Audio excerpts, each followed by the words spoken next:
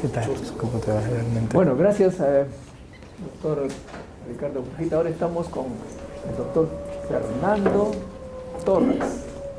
Fernando Torres es egresado de la Pontificia Universidad Católica del Perú y lo hemos invitado como, digamos, es un invitado especial porque es el científico que ha recibido el premio a la excelencia civil, o sea que es el que más publica en el Perú, pero sobre todo nos ha llamado la atención que es el que más publica con autores solamente peruanos. ¿A qué me refiero?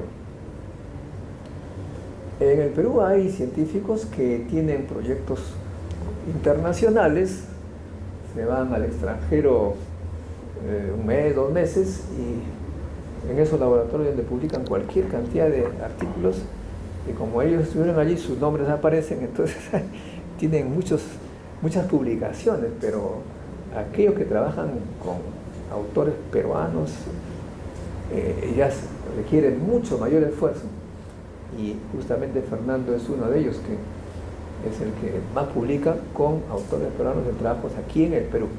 Seguramente, claro, tiene también trabajos en el extranjero, pero sobre todo hace milagros para ser el gran publicador con las facilidades que hay en el Perú. Por eso nos interesa saber que nos cuente su historia, cómo ha logrado ese éxito que es difícil en nuestro país. Gracias por aceptar el fin de semana que normalmente es para la familia. Muchas gracias, Modesto, por tu amable presentación. Gracias a todos por escucharme. Yo quiero, bueno, no les voy a contar mucho sobre anécdotas personales, ni muchas ya ni siquiera las recuerdo, la verdad. Pero sí hay cosas que creo que podrían servir no sé, como una experiencia de las cosas que he pasado aquí. Yo en realidad no creo haber logrado ninguna cosa excepcional. Creo que he hecho una carrera científica promedio en estándares internacionales. Es verdad lo que dice Modesto, que hacerla aquí es bastante difícil, y un poco lo que siempre quise yo fue lograr desarrollar una línea de investigación sostenible aquí en el Perú. Yo estudié efectivamente, en realidad yo no soy químico. Hay mucha gente que cree que soy químico, hay otros que creen que soy físico. Hace poco me han invitado a estar como parte del comité para el Congreso Latinoamericano de Física, que Galileo Violini está organizando, y me pidió ser el representante en Perú, y cuando le dije que no era físico se sorprendió. No soy físico, tampoco soy químico. El último premio Elsevier que he ganado ha sido en la categoría de ciencias químicas, porque colocaron el área en el que yo trabajo, que es ciencia de los materiales, dentro de ciencias químicas. Hace 4 años, cuando se hizo la primera edición de los premios Elsevier, junto con Concitec, donde también tuve la suerte de ganar una de estas categorías, se escogieron las categorías de acuerdo a las áreas prioritarias que tenía Concitec en ese momento, y una de ellas era ciencia de los materiales. Entonces, en esa ocasión, hace 4 años, gané la de ciencia de los materiales, o materiales como se llamaba, y esta vez he ganado la de ciencias químicas. Bueno, en realidad el autor más publicado en el Perú es Alberto Gao, de la Universidad Católica. Él publica una cantidad de artículos muy alta, es parte de una red de física de altas energías y hace trabajos muy importantes, ¿no? Es una muy buena persona. Tenemos un modelo distinto de trabajar, es cierto. Yo trabajo con un grupo más pequeño, realizando investigaciones en ciencia de los materiales. Tenemos, como bien dice Modesto, algunas colaboraciones con otras universidades en otros países, etc. Pero hacemos muchos trabajos. La mayoría de mis artículos son coordinados por mi grupo, entonces siempre uno de nosotros, sobre todo yo, aparece como el autor principal. Entonces eso es una de las cositas por la que me pareció interesante asistir a esta invitación de Modesto, que era que el curso tiene que ver con algo que mucho tiempo ha pasado desapercibido, que es la importancia de reportar el trabajo científicamente, es decir, de que el trabajo que hacemos aquí se parezca más al trabajo que se hace en otras partes del mundo, y poder medirnos con estándares internacionales. Yo empecé en la Universidad Católica el año 2000, y en esa época, cuando hablábamos de publicaciones indexadas, de factores de impacto, y de todas las métricas internacionales pensaban que éramos unos locos y decían lo que están, o sea, lo que quieres hacer tú, me decían, es una tontería y eso sirve pues para los gringos, para que los que están en Estados Unidos, los que están aquí, los que están allá, y acá lo que tenemos que hacer es resolver los problemas del país. Entonces la gente, al decir resolver los problemas del país, quiere decir, yo qué sé, o sea, hacer cosas que también son importantes, ¿no? Pero la gente tiene en mente cosas más inmediatas como llevar agua, dar salud, etcétera, todas las cosas que supuestamente el gobierno debe hacer, ¿no? Pero la investigación científica debe tener diversas etapas, ¿no? Y diversos niveles, digamos, desde lo más básico hasta lo más aplicado. La investigación básica, como se le dice en inglés, Blue Sky Research o investigación del cielo azul, que está desapareciendo en realidad en muchas partes del mundo, incluso en los países desarrollados se está reduciendo los fondos para ese tipo de investigación y en todos lados se quiere que, sobre todo con las crisis económicas que ha habido en Europa y yo qué sé, se reducen los fondos para investigación básica y se prefiere entregar fondos para investigación más aplicada. Pero bueno, el punto es que yo hago investigación en ciencia de los materiales, en una interfase, digamos, entre la física y la química, tratando de averiguar qué es lo que pasa con diversos materiales a nivel molecular y a nivel supramolecular, a nivel nanométrico. Usamos muchas de las técnicas de la nanotecnología para eso y hemos aprovechado desde cuando empezamos con nuestro grupo el crecimiento económico que ha tenido el país y las facilidades que se han dado para financiamiento de investigación aquí en el Perú, porque a pesar de que se diga que la situación es difícil y que no es igual a la de los países del primer mundo, eso está claro que no lo es, sí ha habido un cambio muy, muy importante y hace 20 años las cosas que hacemos nosotros ahora en nuestros laboratorios serían impensables.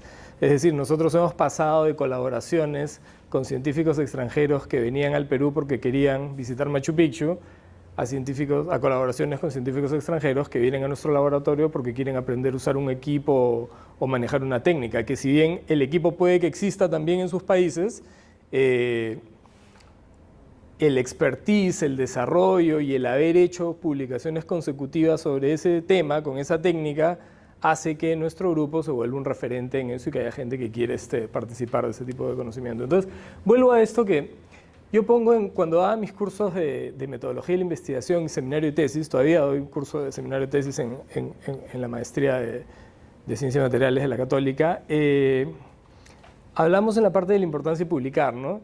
Y viene el caso conocido de Pedro Paulet y la invención del motor a reacción o la turbina y tal, y bueno, de lo que se sabe, supuestamente él había inventado este tipo de cosas y realmente solo se conocieron sus desarrollos a través de una carta que él envió, creo que al diario El Comercio, no estoy seguro, mucho tiempo después, pero nunca se había publicado nada sobre esto. Entonces, algo que se dice en el campo científico es que si es que no lo has publicado, es como si no lo hubieras hecho, no existe. Entonces, y ahora viene el otro tema, el siguiente, ¿no? ¿Dónde publicar y cómo publicar? La mayoría de universidades tienen sus propias revistas y tal, ¿no? Entonces, ¿son todas las revistas iguales? Da lo mismo publicar en una revista local de la facultad o publicar en una revista arbitrada pero no indexada, o publicar en una revista indexada, o publicar en una revista de muy alto impacto, en fin, es todo un tema, ¿no? Y ahí vienen los temas que decíamos, factor de impacto y todas las métricas que se han vuelto muy importantes. En estas métricas está basada este premio que comentó Modesto de los premios Elsevier. Una cosa importante de estos premios, y no es que hable bien de estos premios porque tenía la suerte de ganarlo 2 veces, sino que es que están basados en métricas y en parámetros objetivos. Entonces ya no es, este es el científico que me gusta, por ejemplo, el especialista en ciencia, hablando de mi campo, ¿no? El especialista en ciencia y materiales, porque todo el mundo lo conoce, porque cada vez que hay algo sobre ciencia y materiales, van los periódicos y tal, le piden su opinión, no es así, sino que al existir métricas se ve pues quién tiene el mayor número de publicaciones, el mayor número de citaciones y tal, y existen parámetros más objetivos para evaluar la producción científica. Yo creo que uno de los principales obstáculos con los que yo me he encontrado ha sido efectivamente publicar. Y como les dije al comienzo, no creo que he tenido ningún logro, la verdad, demasiado importante todavía. Considero mi carrera como promedio en estándares internacionales. Sin embargo, el logro personal que yo sí siento es que mis mejores publicaciones y mis mejores trabajos yo los he hecho aquí en mi laboratorio en la Universidad Católica. No los he hecho durante mis años de estudio ni de trabajo. Yo he sido, bueno, yo estudié ingeniería en pregrado, tengo un máster y un doctorado en ingeniería y ciencia de los materiales en la Universidad de Manchester, Inglaterra, y he sido investigador en diversas universidades, en Imperial College de Londres, en Queen Mary, la Universidad de Londres. He sido profesor visitante en la Universidad de Valencia, tuve ahí una cátedra UNESCO el 2007. He dirigido 2 tesis doctorales en la Universidad de Valencia, de España, y en realidad mis mejores publicaciones las he hecho aquí. Las he hecho aquí con afiliación local como principal autor, y eso ha sido el resultado de una serie de trabajos que hemos venido haciendo durante un montón de tiempo, y ese es el secreto. Y cuando me comentaba Modesto que tenía que mencionar algunas cosas de cómo escoger los temas de investigación, qué hacer, en realidad como líder de grupo eso es la parte más difícil, ¿no? He visto muchos casos de gente muy brillante que ha venido del extranjero, ha conseguido contratos aquí, ha conseguido espacio, ha conseguido laboratorio, ha conseguido todas las cosas, pero la verdad es que se necesita mucho, además de ciencia, para lograr aquí sacar un grupo de investigación adelante, se necesita mucho de gestión. Entonces, es necesario encontrar las áreas correctas del conocimiento y encontrar los caminos correctos para publicar. Y creo que cursos como realmente tienen que ayudar definitivamente a cubrir ese problema. Uno de los principales problemas que nosotros tenemos, que es un cuello de botella actualmente, es publicar. Es publicar. El principal problema es que se publique en inglés. Y en el Perú la mayoría de estudiantes no saben inglés al nivel para publicar. Y es algo muy difícil de aprender, estudiar, a pesar de que las universidades exijan que para terminar la carrera de pregrado hay que tener un mínimo nivel de inglés y tal, no corresponde a lo que se necesita para escribir un reporte científico y tal. Pero sin embargo hemos notado que al hacer el ejercicio de que los estudiantes escriban en castellano y luego usar un traductor para que lo cambie, tampoco saben escribir en castellano. También.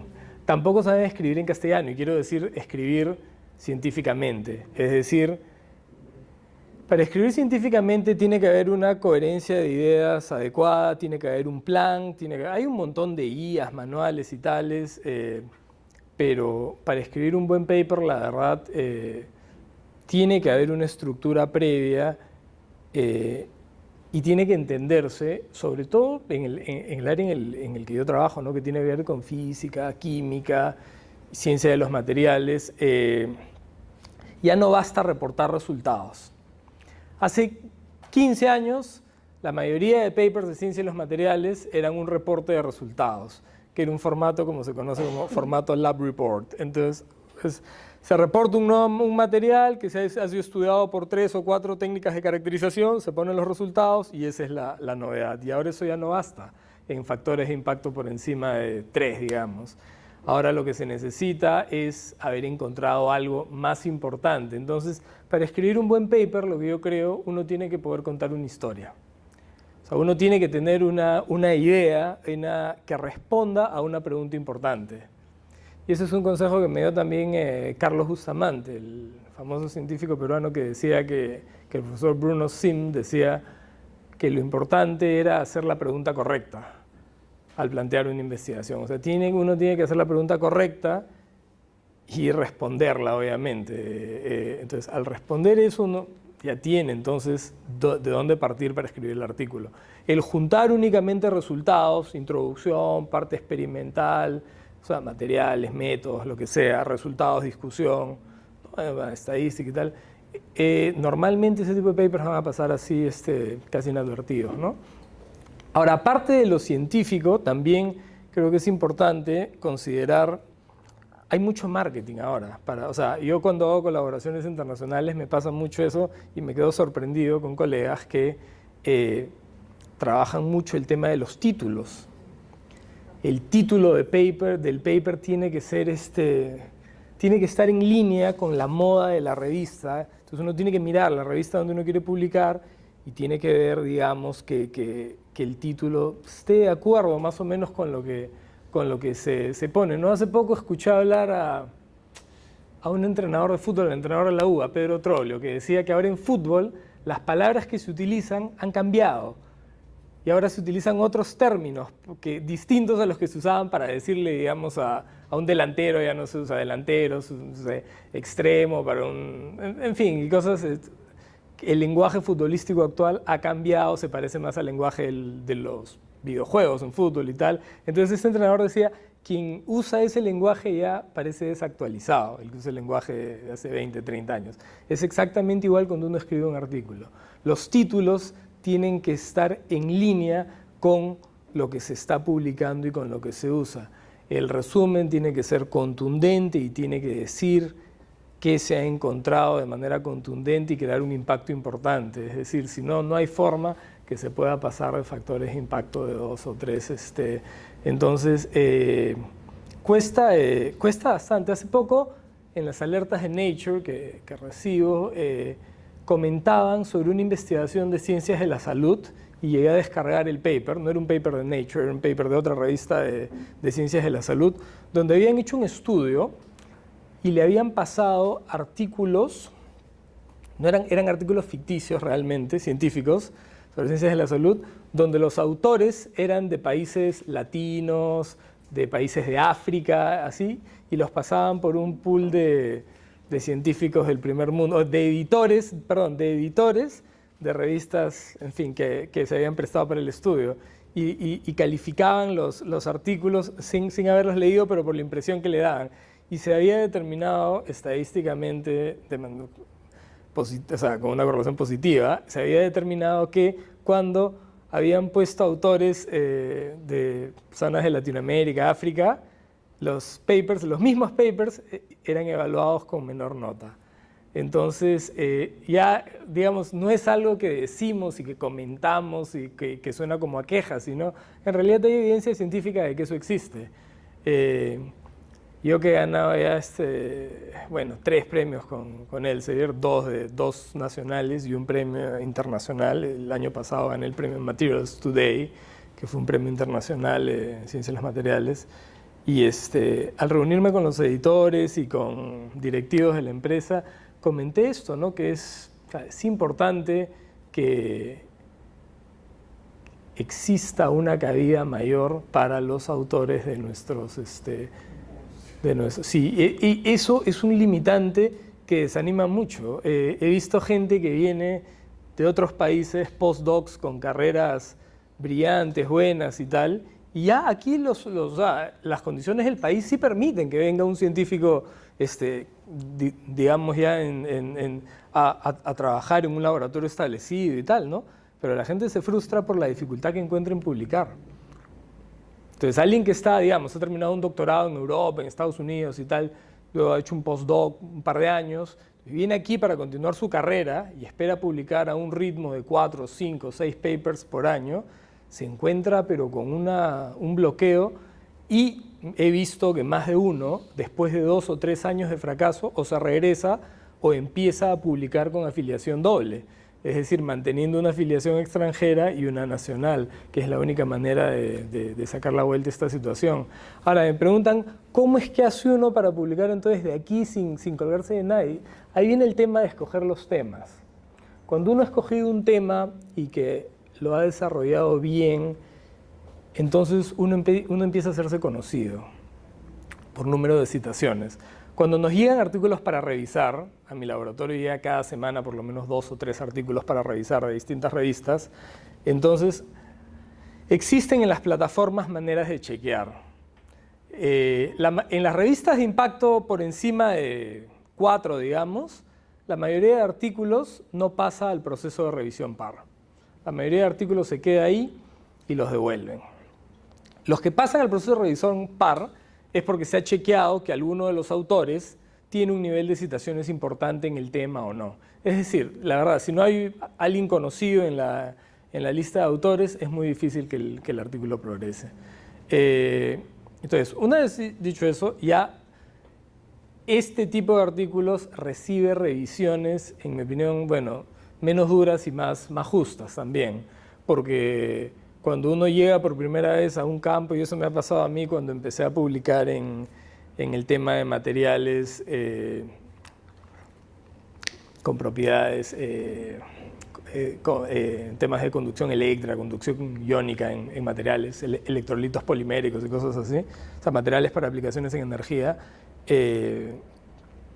me costó bastante. Era difícil porque nos faltaba el background y justamente eso. O sea, no es que te falte el conocimiento del tema, que es algo que puedes aprender, sino te falta el respaldo del número de trabajos anteriores y el número de citaciones en ese mismo tema, ¿no?